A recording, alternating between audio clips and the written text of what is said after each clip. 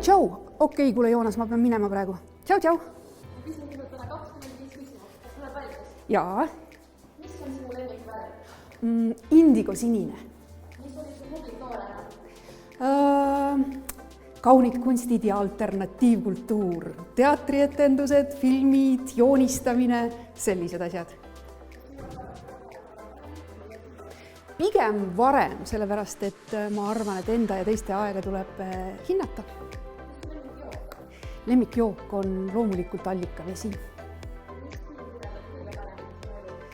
Ma ei tea, kas just elu kõige panemini, aga alati on väga meeleolukas vaadata Wes Andersoni filme, nii et soovitan kõigil vaadata neid. Nagu ikka, mitme toreda inimese peadest, aga tegelikult tahtsime teha midagi sellist, mida Pärnus veel ei olnud ja ise sellest rõõmu tunda ja teistele ka pakkuda.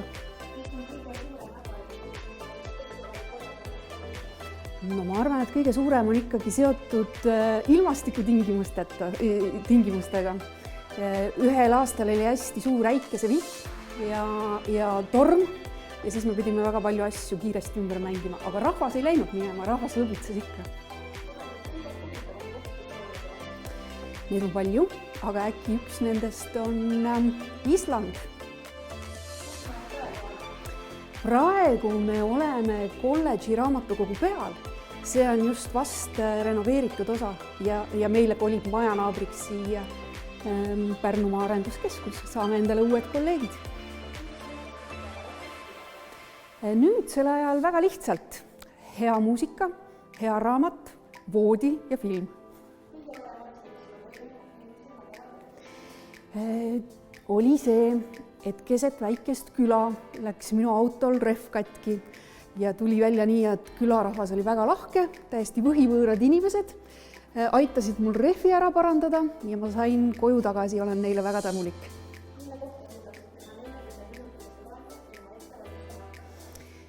Ma arvan, et see teema võiks olla, kuidas võimatutest asjadest midagi ilusat luua.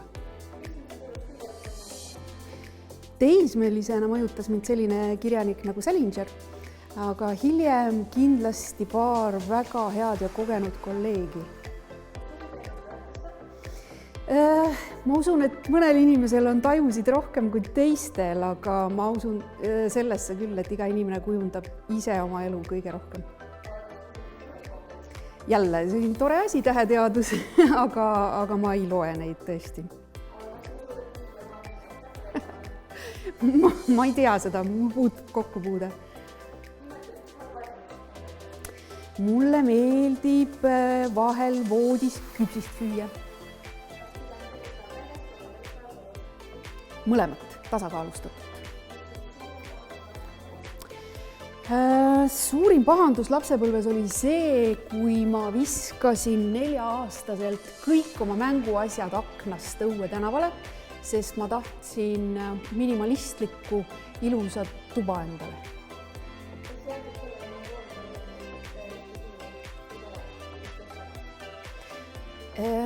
Ma valiksin Heli Toomani, sellepärast et tal on alati väga palju naljakaid lugusid rääkida, nii et see saaks olema päris lõbus. Vaat seda küll ei mäleta, sellest on kaua aega möödas, nii et hea mõte, peaks ette võtma. Vastupidi. Kui just ei ole tegemist grillimisega, siis on jälle vastupidi. Gea Kammer.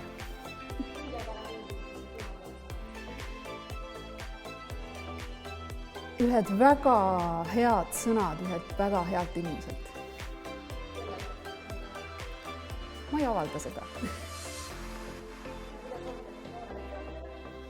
Soovitan seda, et mõtle endal sihid hästi läbi ja siis pane ainult edasi ja ära vaata tagasi. Palun! Tšau!